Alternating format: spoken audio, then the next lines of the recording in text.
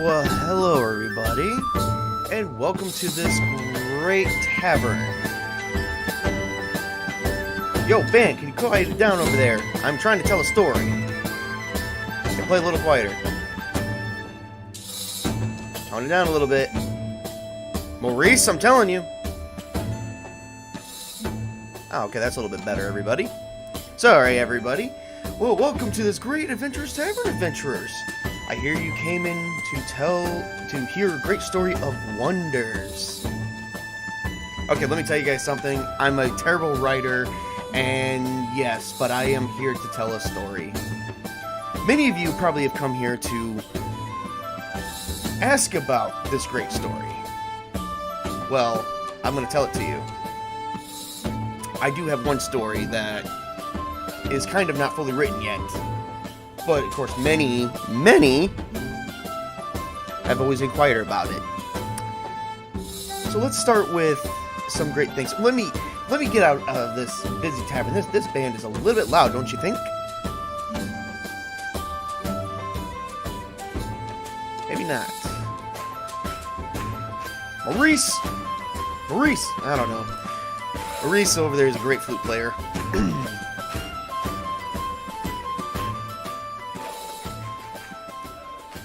Okay, alright, now that we're a little bit away from the band, let's tell a great and wonderful tale. Let's start with a young world. A world that has hardly any adventure in it, but more adventure than you would ever believe.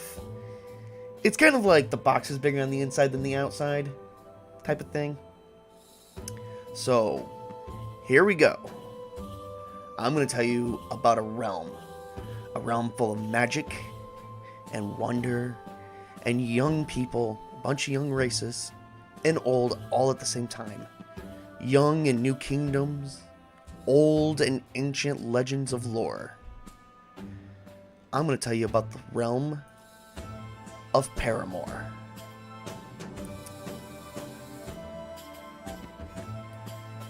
In a far from our own world exists a land of mystery and adventure. This land goes by the name of Paramoor. It is a young land, as people of this realm just established borders and kingdoms, or have been for nearly only about 950 years.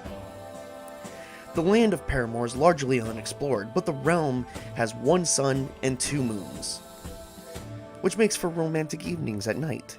I mean, the sun is okay, nothing special.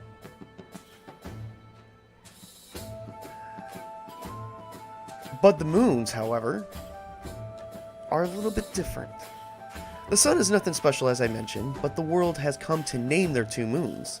The moons are called Paradigm and Morrigan. Or they call it the Morrigan. No one knows why there are 2 moons, but they have been there since the first race appeared sentient, or the first set of races. Paramoor is home to humans, elves, dwarves, halflings, gnomes, and orcs, and many others, including half-children such as the half-elves and half-orcs. This realm is full of magic and wonder, and so much history.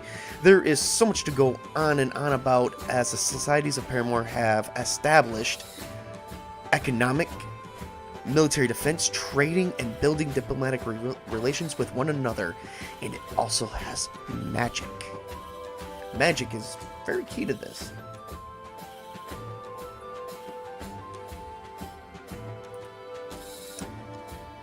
The age of creation and of the gods. In the Zero Age, or better known put, Age of Creation and of the Gods, it is said Morg, god of creation, depicted as a dwarf, gave birth to Paramoor by slapping his big hammer on his anvil and shaping the universe into, well, this. One little world, Paramoor. The other gods and goddesses saw his creation and wanted to help him with building more of Paramoor. Some added beauty and wonder, while others added death and destruction. Religion was established in Paramoor after some time after texts were written. and the existence of their deities were found out in the world of Paramoor, such as ancient cave drawings. In the early days, were said to be in the world was dragons, but it has not been seen since before the crowning of the first human king. In present day, no evidence of dragons have ever been seen at all. Dragons in the world of Paramoor are believed to be a myth or an extinct creature. Scholars of Paramoor have not claimed either one of these claims as of present day.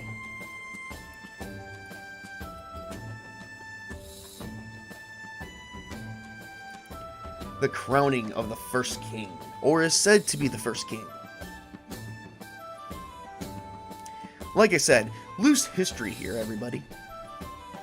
The crowning of the first human king and the founding of Evermoor in the region of Kokestos marked the end of the Zero Age and the beginning of the First Age. The king was named Arthur Byron the Great.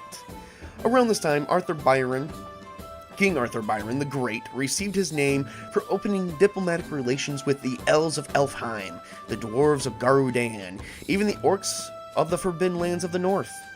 The king proclaimed that they should be a connection to bring everyone in the world closer to them, as he wants to ensure peace while entering the first age of the world.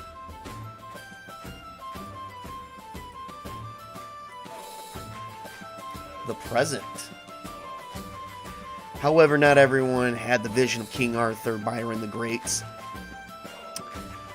for they did not want peace. Some merely thought it was a way for the king to take control without military force. For 950 years, Evermoor branched out settlements throughout the region of Kokestos, but at some point in the present day, it was discovered they were stretched too thin, and their military is not in great numbers as the others. Even with the help of their allies, they may not be in great number of military strength to defend against a bigger army if they were ever invaded. The elves of Elfheim and the dwarves of Garu'dan have come to the aid of Evermoor in establishing the region's economy and diplomatic relations between them, while the orcs form the Forbidden Lands of the North, or from the Forbidden Lands of the North, decided to take advantage of such weaknesses over time.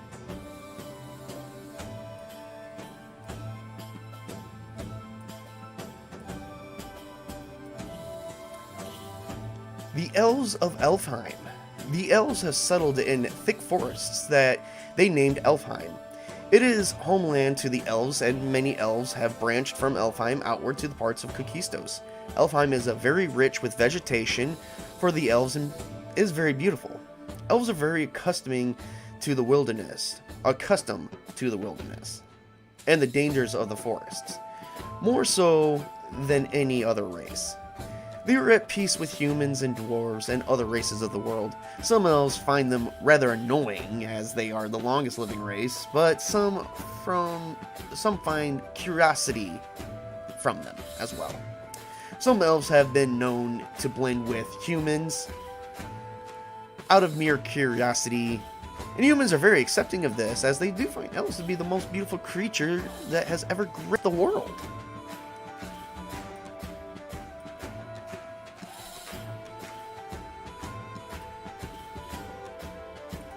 The dwarves of Garu'dan. The dwarves in the mountains and Stronghold of Garu'dan are miners by trade. They dig in their mountain for gold, jewels, and potential riches that the planet holds natural. Dwarves are excellent crafters and builders and built their homes inside the mountains. Dwarves are very welcoming of humans, gnomes, and halflings. They will tolerate an elf, but however cannot stand their stuck-up attitude. At least dwarves believe their attitude to be stuck up. Dwarves, however, help spread trade and currency throughout the region to help generate an economy for the Kingdom of Evermoor and themselves. Everyone does their part in the trading of goods and services. But there's more. The orphan races. Although not common, but not too uncommon,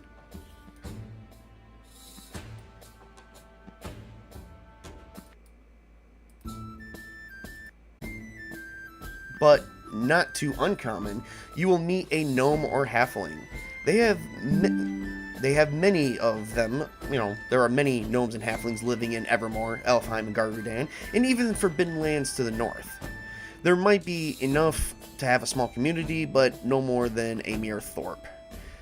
So many gnomes and halflings are pretty much nomads and travelers, out to see the world and seek out adventure. Humans, elves, dwarves, and even orcs have adapted to having them in their society of this region and work well with them. Other than that, gnome and halfling, they may not be rare to see, but they are, like I said, not in large number.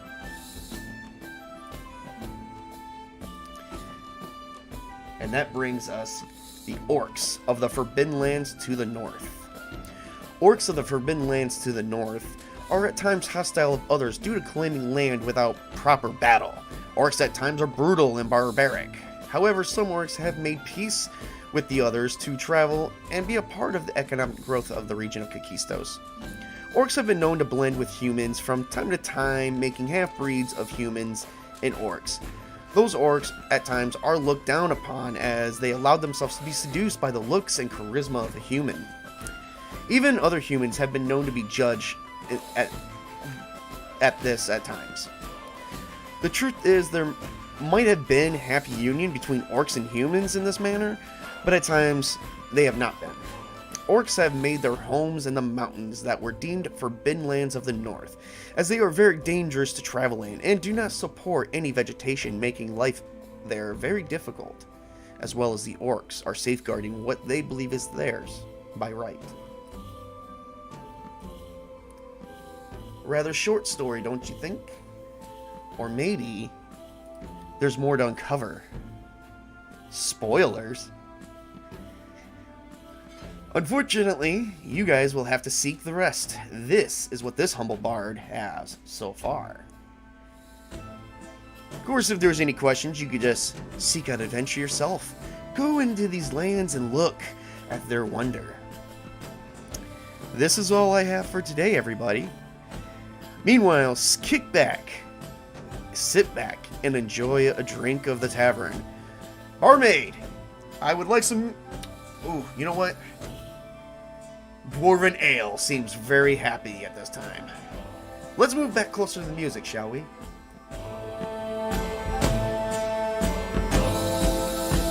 Oh yeah, bring that Dwarven ale. Ah, crap.